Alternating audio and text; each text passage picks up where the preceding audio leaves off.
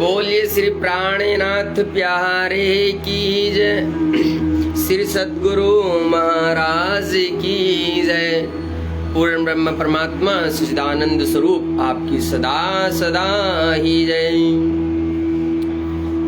ताके तीन तकरार कहे सो भय तीनों इंड, ताकि बीतक जुदी जुदी माया मिथनट ब्रह्मांड, माया मिथनत ब्रह्मांड, ताके तीन तकरार कहे।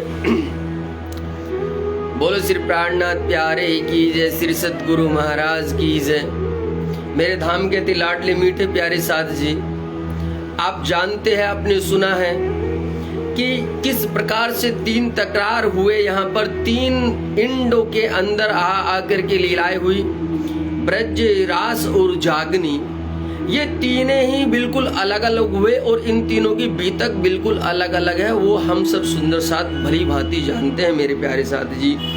अब इससे आगे चलते हैं। पहले 11 वर्ष और ऊपर 52 दिन काल माया ब्रह्मांड में खेले मिल निज जन। पहला ब्रह्मांड आ गया ब्रज का ब्रह्मांड। ब्रज के अंदर 11 वर्ष तक प्रेम की, इश्क की नूरी लीलाएं होती रही मेरे प्यारे साथ जी, नूरी लीलाएं होती रही। वो नूरी लीलाएं 11 वर्ष तक चलती है। और जो 52 दिन ऊपर गए हैं, वो 52 दिन की लीला मेरे प्यारे साथ जी, वो वियोग की लीलाएं होती है, वो तड़प की लीलाएं होती है। क्योंकि 11 वर्ष तक तो हम सभी रूहें अपने धनी श्री राज जी के साथ बड़े आनंद की लीलाएं करती है, परंतु जब वे रास के लिए कहते हैं तो हम सभी रूहें उनको अलग अलग शब्द कह करके, बड़े कटु वचन कह करके, तो पराय पुरुष और भी इस तरह के अपशब्द कुछ कहते हैं, तो इसलिए वो वहां से दूर हो जाते हैं। तब वो 52 दिन की वियोग की लीला होती है मेरे प्यारे लाडले साथ जी। वियोग की ये लीलाएं आप सब बड़ी भांति जानते हैं। काल माया ब्रह्मांड में खेले मिल निज जन, जो ये सारी लीलाएं हम सब सुंदर साथ करते हैं, वो काल माया का ब्रह्मांड था। ता पीछे आए रास में इंड जोग माया जागृत, जहां विरह विलास दो देखे के फिरे इत। ये चौपाई, अब यहाँ ध्यान दीजिए साथ जी। ता पीछे आए रास में, जब वो वियोग हो जाता है, जब वो तड़प हो जाती है, उसके बाद में फिर धनी जी हम सब रूहों के साथ में महारास रचाते हैं। वो योग माया के ब्रह्मांड में महारास होता है। और उसके बाद में महाराज होने के पश्चात हम सभी सुंदर साथ, हम सभी रूहें, हम फिर से ब्रह्मधाम में चले जाते हैं मेरे प्यारे रूहों, फिर से ब्रह्मधाम चले जाते हैं। देखिए चौपाई क्या कह रही, जहां विरह विलास दो देख के फिरे इत, फिर से हम वही मूल ब्रह्मधाम में पहुंच जाते हैं मेरे प्यारे लाडले साथ जी। परंतु फिर भी हम रूहों की वो जो इच्छा थी, जो धनी जी ने हम सबको दिखलाया था कि वहां पर किस किस प्रकार से दुख का खेल देखेंगे, किस किस प्रकार से आप अलग अलग शहरों, अलग अलग देशों, अलग अलग विदेशों में जाएंगे, किस प्रकार से घरों में बंधन होगा, आप हमको नहीं पहचान सकते और न ही एक दूसरे को जान सकते हैं। तो ये वो जो लीलाएं उमंग की लीलाएं थी, वो उमंग की लीलाएं उनके अंदर रह जाती है। इसीलिए फिर से यहाँ पर रूहों को आना होता है। ब्रज रास दो अखंड कर चेतन बुद्ध फिर मन, ए ब्रह्मांड तीसरा जहां मोहम्मद आए रोशन। आ गया ना वो तीसरा ब्रह्मांड। पहला ब्रह्मांड हो गया ब्रज का, जहां पर 11 वर्ष तक हम धनी के साथ में आनंद की लीलाएं करते हैं और 52 दिन का वियोग करते हैं। दूसरा ब्रह्मांड आ गया महारास का, जहाँ पर हम आनंद की लीलाएं करते हैं और महारास के अंदर भी हम विलास के साथ साथ में वियोग की लीलाएं देखते हैं। जब धनी जी अंतर्ध्यान हो जाते हैं तब रूहें कहती है कि हे वाला जी, हमें तो ता घर ले चलिए जहाँ वियोग नहीं होता, जहाँ हमसे आप दूर नहीं और हम आपसे दूर नहीं होते। इसीलिए फिर रूहें वहाँ ब्रह्मधाम चली जाती है और फिर से वहाँ से फिर वापस आती है। अब ये जो तीसरा ब्रह्मांड बनता है ये जागनी का ब्रह्मांड है और यहाँ पर हजरत मोहम्मद साहब के रूप में यहाँ आते हैं, जहाँ मोहम्मद आए रोशन। बोलो श्री प्राणनाथ प्यारे की जय। रास लीला खेल के आए प्रारंभ में, तहाँ बात सब जाहिर कली चलिया मार्ग इनसे। यहाँ पर हजरत रसूल अलैहि वसल्लम जिनका नाम मुस्तफा वेग था, उनके अंदर खुदा अपना नूर बरसाते हैं, उनको दीदार देते हैं, उनको अपने पास बुलाते हैं और सारी हकीकत 90,000 हरफों में बताते हैं। ये सारी लीलाएं आप ब्रह्मवाणी के अंदर, जब आप ब्रह्मवाणी खोलेंगे, खुलासा सनंद के अंदर संपूर्ण लीलाओं को आप जानते हैं, आप सुनते हैं कि किस प्रकार से हजरत रसूल अलैहि वसल्लम को धनी का दीदार होता है और धनी उनको सारे के सारे 90,000 हरफों में अपनी लीलाएं बताते हैं। परंतु उनको कहते हैं कि आपको केवल और केवल ये 30,000 हरूफ जो शरीयत के हैं, आपको केवल इनको ही अभी लागू करना है। यही वो तीसरा ब्रह्मांड होता है जो जागनी का ब्रह्मांड है। और यहाँ पर धनी जी के अनुसार अब हजरत मोहम्मद साहब यही लीलाएं करते हैं। रास खेल के प्रारंभ में आए हजरत मोहम्मद, या मोहम्मद साहब आते हैं, तहां से मार्ग चलाइयो। इन्होंने यहाँ से शरीयत का मार्ग चला देते हैं, क्योंकि मक्का के अंदर ये हजरत रसूल से पहले वहां पर वे बुतों की पूजा करते थे और बुत होता था जो उनके घर परिवार के लोग होते थे, वो मर जाया करते थे, वे उनको बुत बना लिया करते थे और उनको ही पूजा करते थे। तो खुदा के नूर से हजरत रसूल अलैहि वसल्लम उनको उस मार्ग से हटाते हैं और ये शरीयत का मार्ग शुरू कराते हैं। 6 दिन कुरान में वाक़े भय जब, ता दिन की हकीकत सारी छिप कही तब। जो 6 दिन की लीलाएं है, जो कुरान के अंदर 6 दिन का वर्णन आया है, वो 6 दिन का वर्णन मेरे प्यारे साथी ब्रज, रास, जागनी, स्वम, बसरी सूरत, उसके बाद में स्वम धन श्री देवचंद्र जी की मल की सूरत, उसके बाद में स्वम हक की सूरत स्वामी श्री प्राणनाथ जी की, और छठे दिन की लीला आती है मोमिनों की, ब्रह्म श्रेष्ठियों की। उनको ही 6 दिन की लीला करके वर्णन किया गया है मेरे प्यारे साथ जी। ये वर्णन धनी जी ने आकर के बताया है कि 6 दिन जो कुरान में गए हैं, वाक़े भय जब, ता दिन की हकीकत सारी छिप करके गई है। उनकी सारी की सारी लीलाओं को धनी जी ने स्वयं हजरत रसूल से कहलवाया है मेरे प्यारे। तामे एक दिन ब्रज, ये आ गया ये लीला, ये देखिए वही पहला दिन तामे एक दिन ब्रज, दूसरा दिन रास, एक रात तहाँ खेल के देखे विरह विलास। पहला दिन आ गया ब्रज के अंदर, जहाँ हमने 11 वर्ष की आनंद की लीलाएं देखी और 52 दिन का वियोग देखा। दूसरा दिन आ गया महारास का, जहाँ पर संपूर्ण एक रात्रि का महा आनंद की लीलाओं में हम सराबोर रहे, परंतु वहां पर भी वियोग की लीलाएं देखी, जिस कारण से हमें फिर से ब्रह्मधाम जाना पड़ा और फिर से यहाँ तीसरे ब्रह्मांड में आना पड़ा।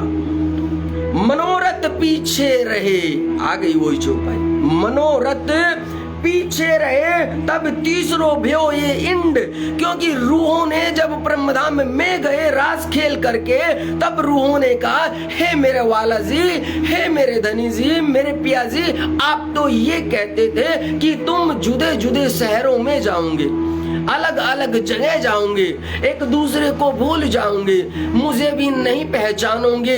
इस प्रकार की तो लीलाएं हमने नहीं देखी, क्योंकि ब्रज के अंदर सभी रूहें एक साथ थी, कोई अलग अलग नहीं आई थी। तो ये मन के अंदर रूहों के एक इच्छा रह जाती है, उस इच्छा को पूरी करने के लिए फिर से ये तीसरा ब्रह्मांड में रूहों को आना होता है मेरे प्यारे लाडले साथ जी, फिर से आना होता है। मनोरथ पीछे रहे तब तीसरो भयो ये इंड। ये तीसरा ब्रह्मांड केवल और केवल रूहों के अंदर जो इच्छा, जो जिज्ञासा रह गई थी, उसके कारण ये बनाया जाता है। तामे आए बरारब, और इसमें भी सबसे पहले कहाँ आते हैं? ब्रज रास दो खेल के बरारब आए शाम। हजरत रसूल अलैहि वसल्लम के रूप में पहला आना होता है बरारब, अरब देश के अंदर मेरे प्यारो, अरब देश के अंदर आमर फैला है ब्रह्मांड, जहां पर आकर के उन्होंने शरीयत लागू की। ये हम सब भली प्रकार से जानते हैं। ये है दिन तीसरा, यहाँ से ये तीसरा दिन प्रारंभ होता है रूहों का। ये तीसरा दिन यहाँ हजरत रसूल अलैहि वसल्लम के रूप में ये तीसरा ब्रह्मांड, ये तीसरा दिन यहाँ से शुरू होता है। रहे 60 बरस और 3, ये हजरत रसूल मोहम्मद साहब 63 वर्ष तक ये इस धरा पर रहते हैं मेरे प्यारे लाडले साथ जी, इस धरा पर रहते हैं। रब्बानी कलाम ल्याए के, और देखिए जो उनके वचन होते हैं कुरान पाक के अंदर, जो उनके वचन हैं, जो उनकी बातें हैं, जो उनके बौल है, वे और कुछ नहीं, वे रब्बानी कलाम है। जो रब के खुदा के जो वचन होते हैं, जो उनकी कही हुई बातें होती है, वो रब्बानी कलाम कहलाती है। तो उन्होंने हजरत रसूल अलैहि वसल्लम ने मेरे प्यारो साथ जी, उन्होंने खुदा के वचन को लाए और उससे ही सभी को ही उन्होंने यकीन दिलाया, आया यकीन।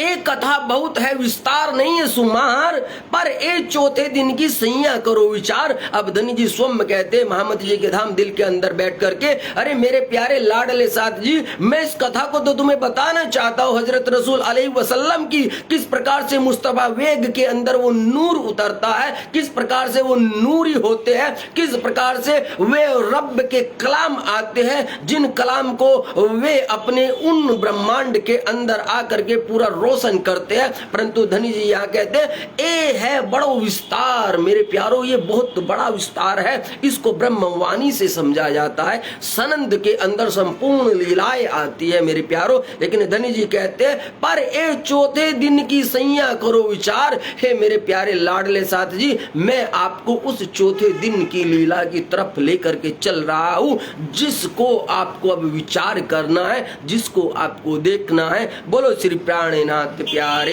की जय, श्री सद्गुरु महाराज की जय।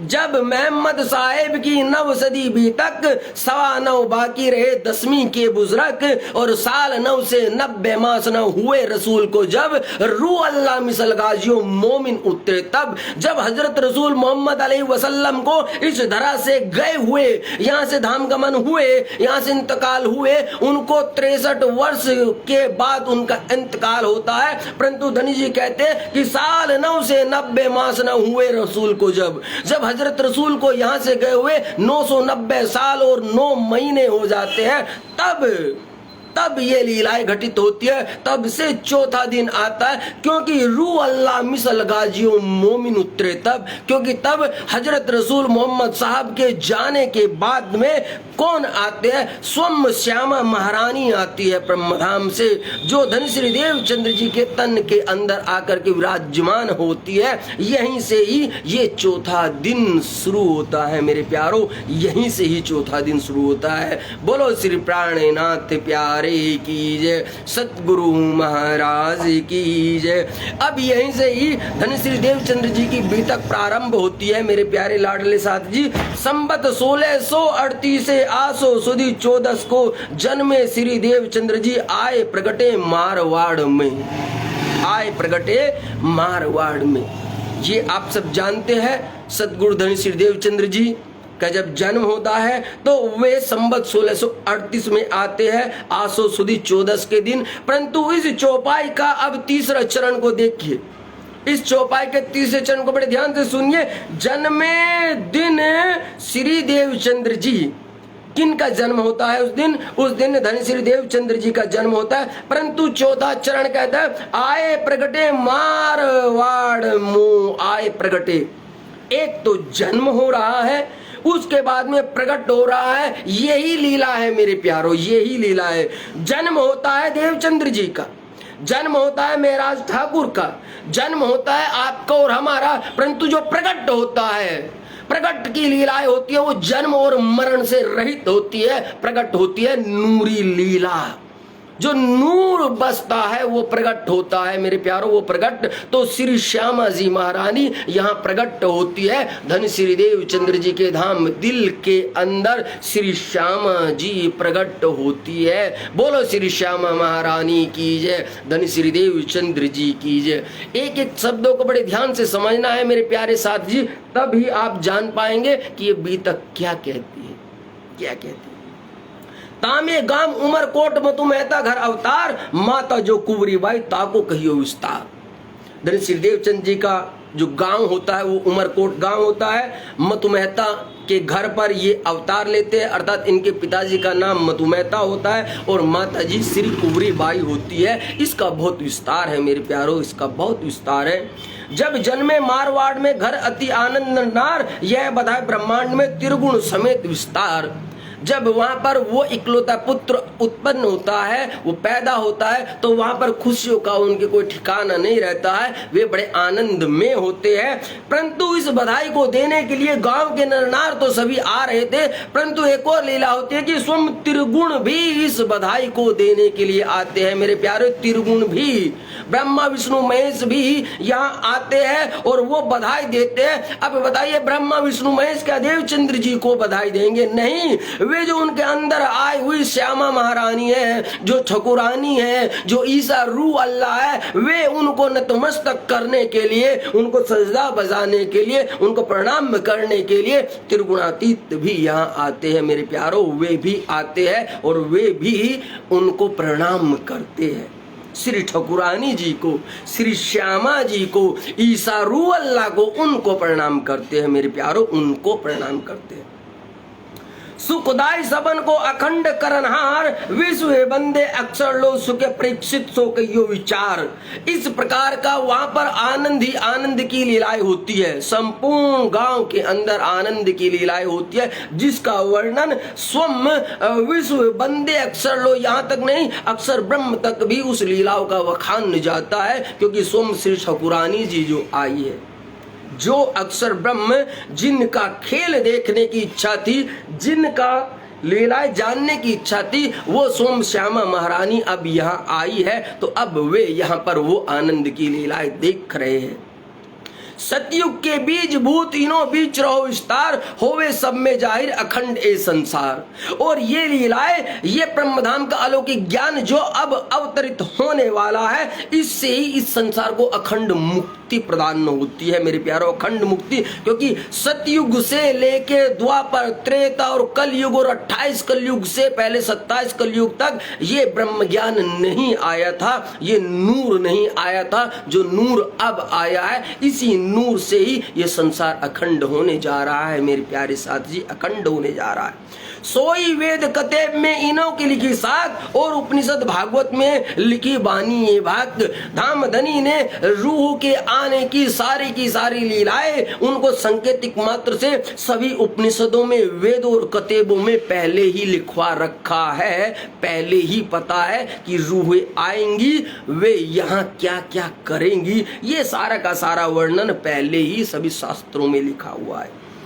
जब को ये ब्रह्मांड तब के ए वचन, जन्म से ले भी तक जाको सुने पतिजे मन। कि जब से ये ब्रह्मांड बना है तब से ही ये सारी की सारी बीतक सभी धर्म शास्त्रों के अंदर लिखी हुई है, उनका वर्णन है मेरे प्यारे साथ जी। यदि आपको नहीं पता है तो आप ब्रह्मवाणी से अलावा जो अलग अलग धर्मशास्त्र है, जब आप उनको पढ़ेंगे, देखेंगे, तब आप जानेंगे कि हाँ, इनके अंदर हम रूहों की ही बात लिखी है।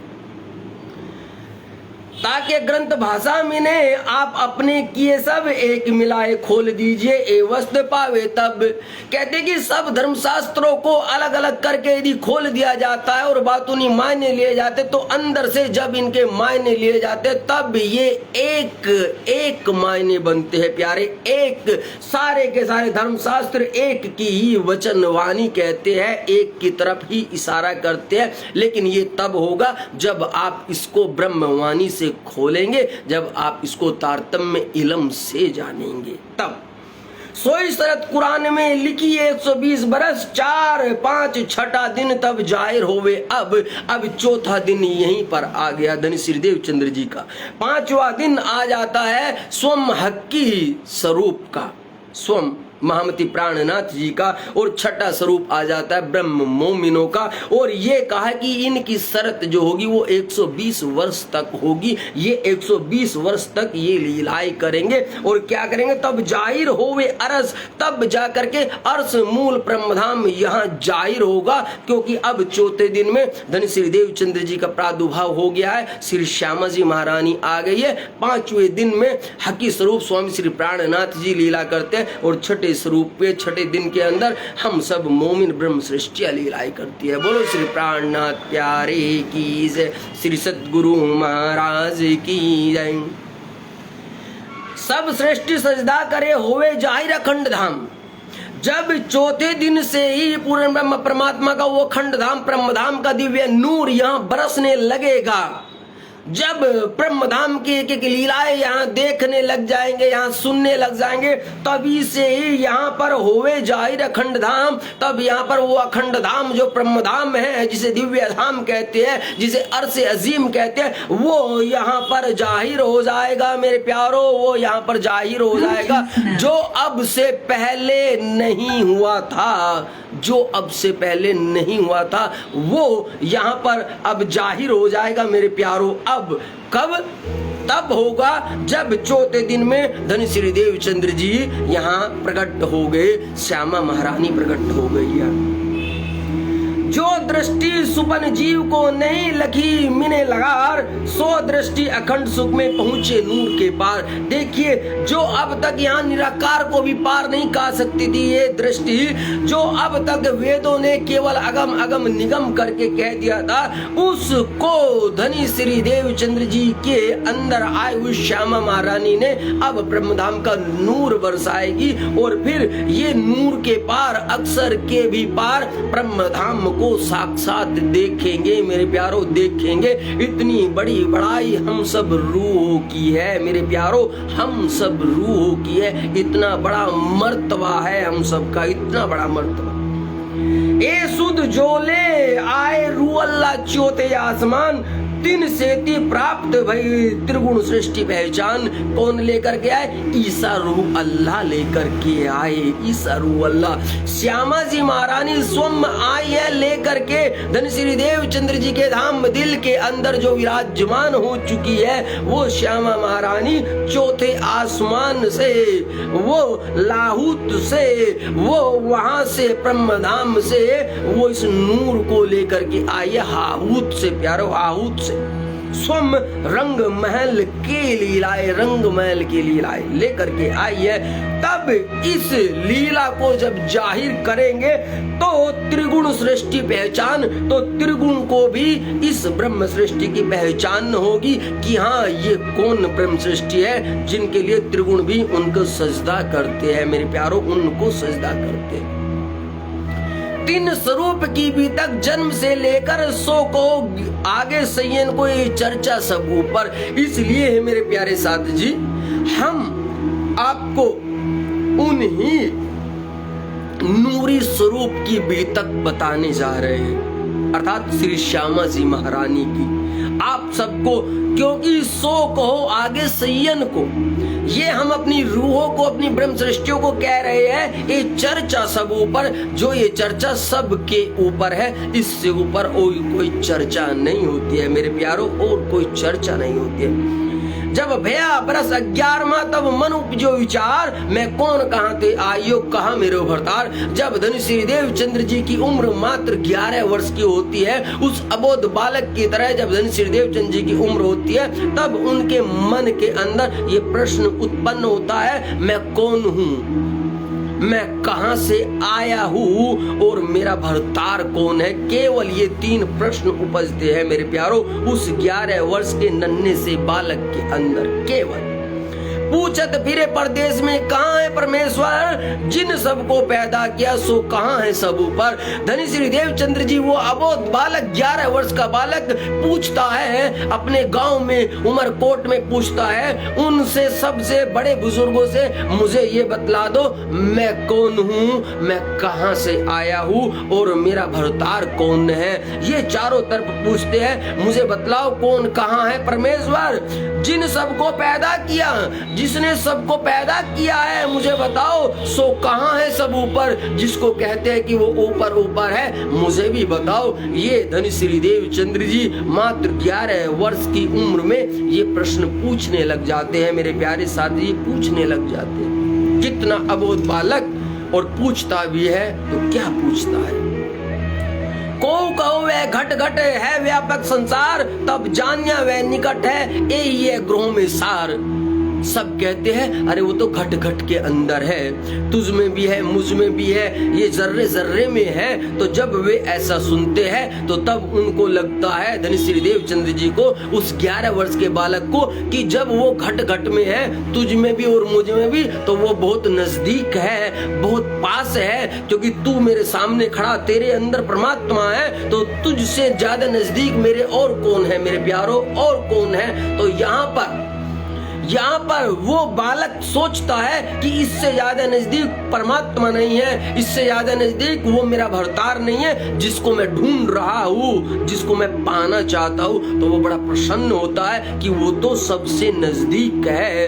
परंतु वो बालक अभी अबोध है, अभी उस बालक को पता नहीं चल रहा है, वो केवल सबके कही हुई बात को ही सुन रहा है मेरे प्यारो, सबको सुन रहा है। एक देवड़ा तार है तामे मूरत पिंगल श्याम, आगे यहाँ विराजते दे प्रदक्षिणा उष्ठाम। वहां पर उस गांव के अंदर एक छोटा सा मंदिर था, जो मंदिर पिंगल श्याम के नाम से जाना जाता था मेरे प्यारो, पिंगल श्याम के नाम से, अर्थात श्री कृष्ण जी का एक छोटा सा मंदिर था।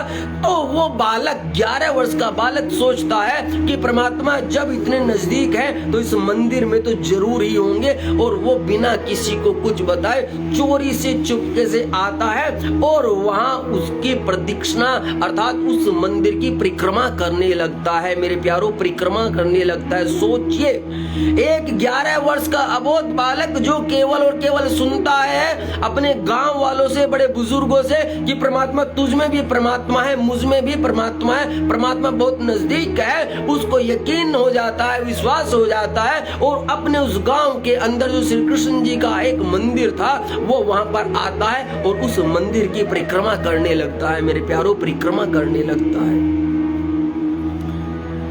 ले लोटा घर से चले दंत धावन के काज, सुध आकार करके फिरे आवे मन में लाज। मेरे प्यारो किस प्रकार से, क्योंकि उनके अंदर, उस बालक के अंदर वे प्रश्न उठ रहे थे, तू कौन है, कहां से आया है, कौन तेरा भरतार है। परंतु इन प्रश्नों का जवाब उनके पिता मधु मेहता नहीं दे सकते थे, नहीं दे सकते थे, नहीं वे उनसे पूछ रहे थे, क्योंकि पूछेंगे तो बड़ी समस्या हो जाएंगी। उनको लगेगा हमारा इकलौता पुत्र है और ये क्या पूछने लगा है, क्या, क्योंकि वे तो पहले ही चाहते थे कि ये राजपाट संभाले, परंतु इसके मन तो कहीं और लगा है। तो वे चोरी से चुपके से रात के अंदर निकलते हैं घर से। कैसे? ले लोटा घर से चले, घर से बिल्कुल प्रातःकाल लोटे और दंत धावन के काज, दांतों को साफ करने के लिए वे प्रातःकाल ही निकल जाते हैं मेरे प्यारो, वहां से निकल जाते हैं। और फिर कहते हैं कि आकर के फिर उसकी परिक्रमा करते हैं, अपने नित्य कर्म से करके परिक्रमा करते हैं। देखो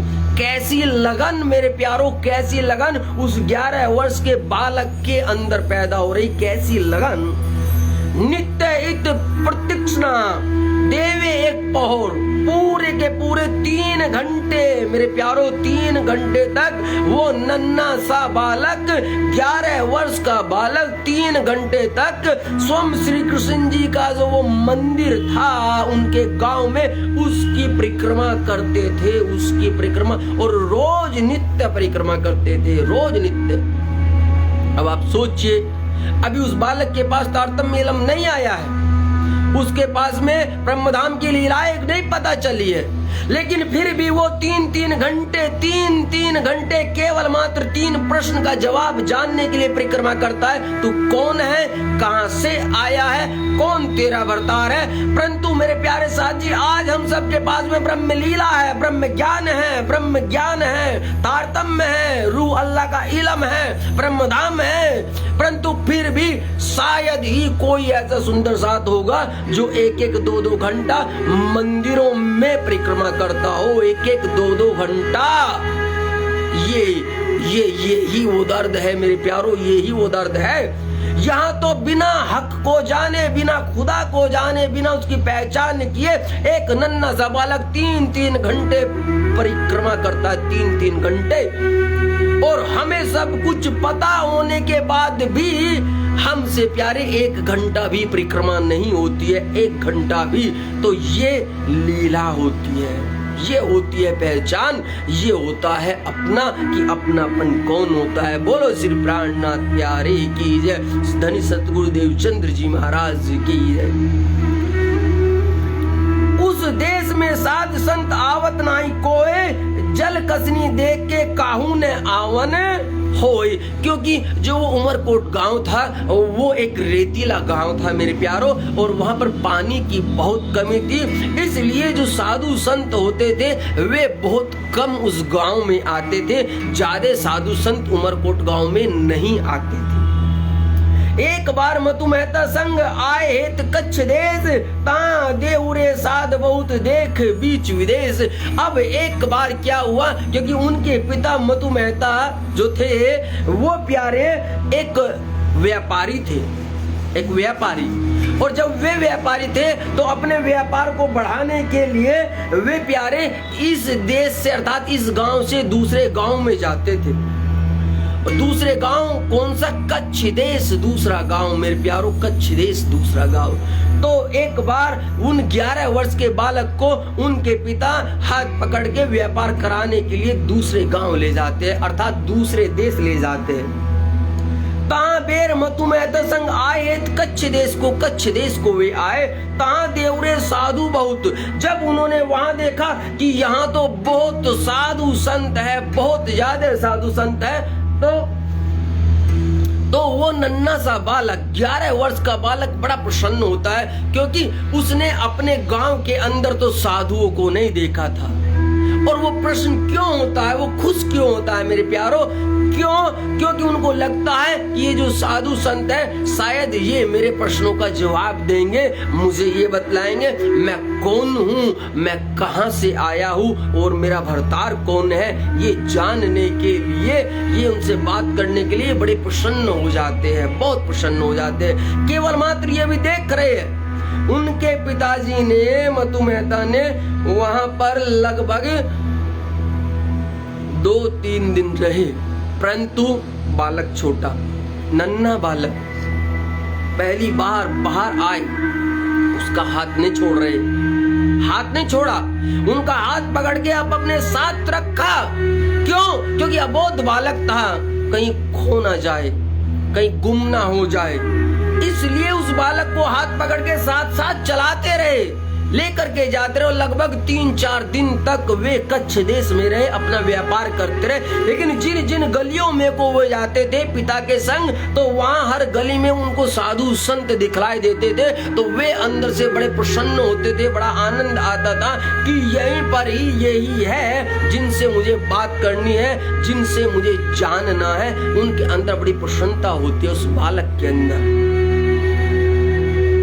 बात तब की मन में रहे, मैं जाऊं कच्छ देश में, तहां जाए के खोज करो पाऊं परमेश्वर तिन से।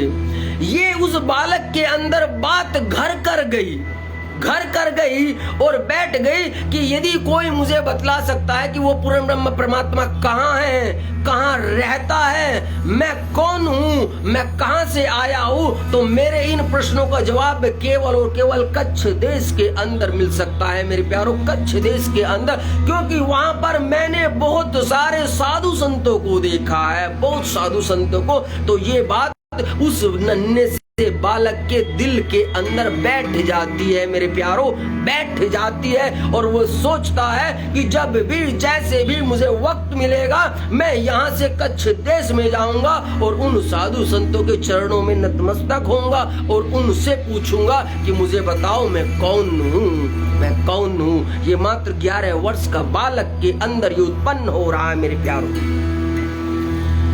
घर में खटपट रहे, मन में रहे वैराग, दुनी से वैर रहे, उन्हें देख लगे आग। ये तो होगा ही। हमने बहुत सुंदर साथ को कहा और आज फिर कहते हैं कि जब जब परमात्मा की वाणी अंदर बैठती है, जब जब परमात्मा का विरह अंदर बैठता है, जब जब परमात्मा का चिंतन अंदर बैठता है, तब तब ये सृष्टि, ये घर, ये बार, ये दुनिया आपसे छूटने लगती है, छूटने लगती है, दूर होने लगता है, दूर। सबसे पहले आपके अपने रिश्ते नाते ही दूर चले जाते हैं जब आपके अंदर परमात्मा का इल्म बैठता है, जब हक का इल्म आता है। यही लीलाएं यहाँ होती है मेरे प्यारों कि घर में खटपट रहे।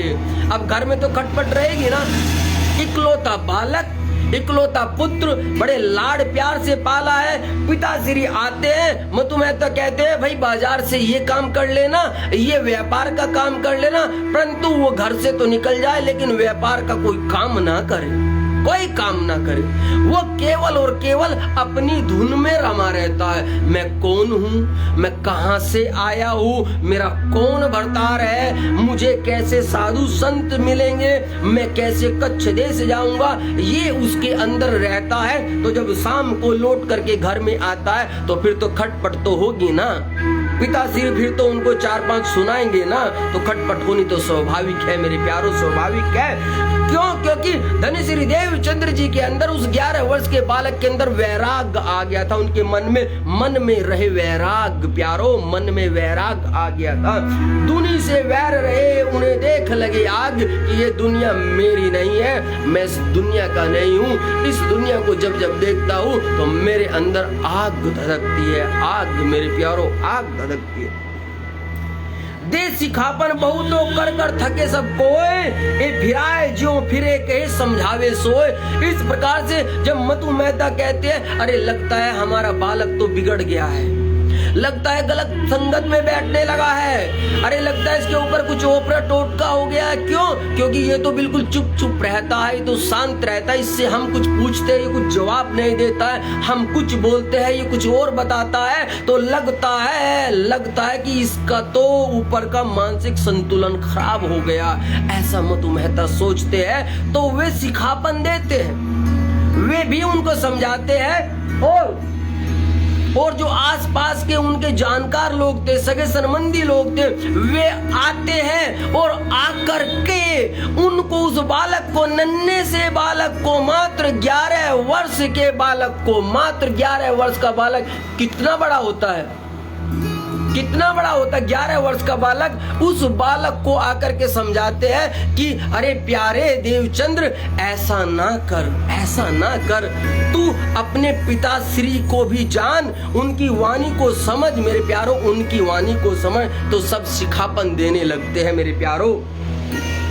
श्री देवचंद्र जी के मन में जाऊ कहूँ विदेश, तब जाए के खोज करो कोई मोहे दे उपदेश। परंतु उस नन्हे से बालक के दिल के अंदर, धन श्री देवचंद्र जी के दिल के अंदर तो केवल और केवल यही था कि किस प्रकार से मैं उस विदेश में जाऊं, उस कच्छ देश में जाऊं, वहां उन साधु संतों से मिलूं, उनको प्रणाम करूं, उनको नमन करूं। यही लीलाएं उनके अंदर चल रही थी मेरे प्यारो, यही लीलाएं उनके अंदर चल रही।